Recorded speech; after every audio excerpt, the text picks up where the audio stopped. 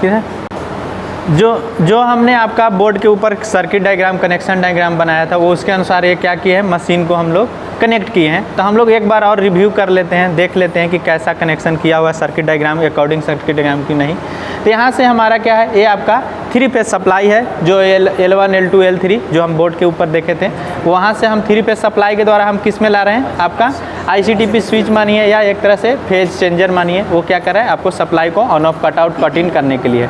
वहाँ से जब हम जो हमारा क्या है, ये आपका फ्यूज है जो कट आउट कट इन करेगा, मेन सप्लाई आ रहा है उसको क्या करेगा, ऑन ऑफ करने के लिए यहाँ पर सप्लाई को है।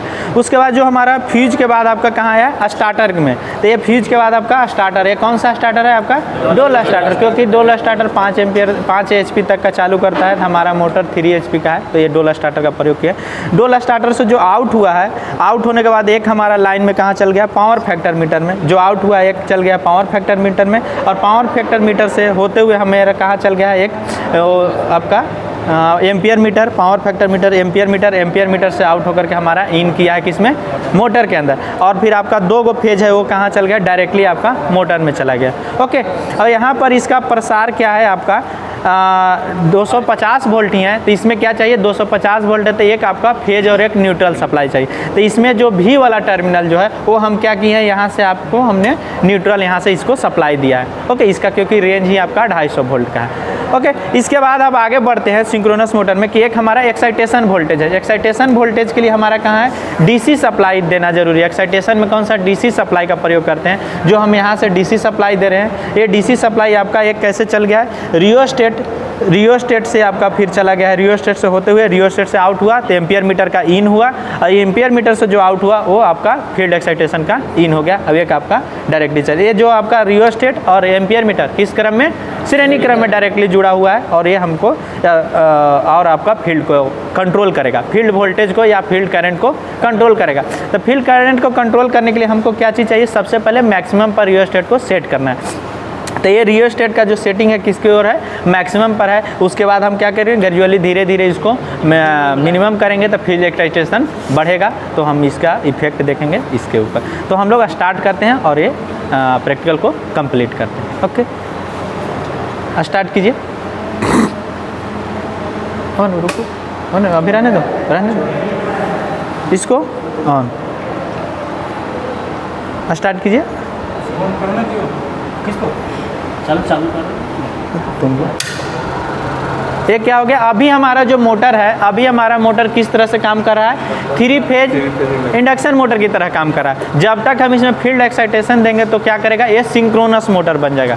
नहीं तो नॉर्मली कंडीशन में आप किस कंडीशन में काम करता है, इंडक्शन मोटर की तरह व्यवहार करता है। और जब इसमें फील्ड एक्साइटेशन देते हैं तो किस तरह से काम करना है, सिंक्रोनस। सिंक्रोनस करने का मतलब रोटर स्पीड और स्टेटर स्पीड दोनों एक समान हो जाता है, इंटरलॉकिंग हो जाता है, और आपका स्पीड जो होगा कांस्टेंट स्पीड पर ये रन करेगा।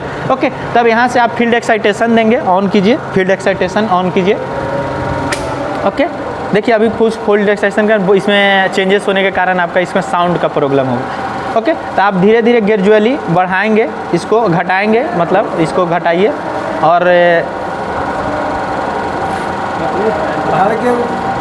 धीरे धीरे बस हाफ पर। ओके, तो यहाँ पर आप देखिएगा, उसमें रीडिंग नहीं लिख करा दो मीटर के ऊपर, पावर फैक्टर मीटर के ऊपर देखिएगा कि इसका लैगिंग हो रहा है, लीडिंग हो रहा है, बढ़ रहा है या क्या, बढ़ाइए। लग रहा है यूनिटी की ओर हमारा यूनिटी की ओर बढ़ रहा है, यूनिटी की ओर बढ़ रहा है। तो इससे हमको क्या पता चलता है, ये ओवर एक्साइटेड हो रहा है।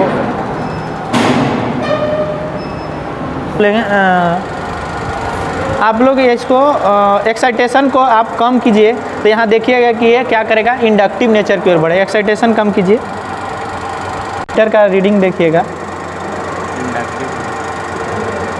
डाउनवर्ड की ओर जा रहा है, तो ये इंडक्टिव बिहेवियर आ रहा है। तो हम जानते हैं कि जो नॉर्मल मोटर होता है वो किस तरफ से काम करता है, ओनली इंडक्टिव, मतलब इंडक्टिव बोले तो लैगिंग नेचर पर काम करता है, और सिंक्रोनस मोटर जो है लैगिंग, लीडिंग, यूनिटी। तो जब हम इसको एक्साइटेशन देंगे तब यूनिटी की ओर बढ़ेगा और फिर ओवर एक्साइटेड होगा, जो हमारा किस तरह से काम करेगा, कंडेंसर की तरह वर्क करेगा, ओवर एक्साइटेड कंडीशन। तो यही जब हम इसको एक्साइटेशन बढ़ा रहे हैं तब हमारा ये क्या हो रहा है, यूनिटी की ओर बढ़ रहा है। यूनिटी की ओर परफॉर्मेंस की है। हम लोड परफॉर्मेंस करने के लिए यहाँ पर क्या चाहिए, आपको यहाँ पर लोड जोड़ना होगा या आपको किसी वेट का पुली या बेल्ट के द्वारा लोडेड करना हो, तब आपका परफॉर्मेंस हो। ओके, धन्यवाद। धन्यवाद।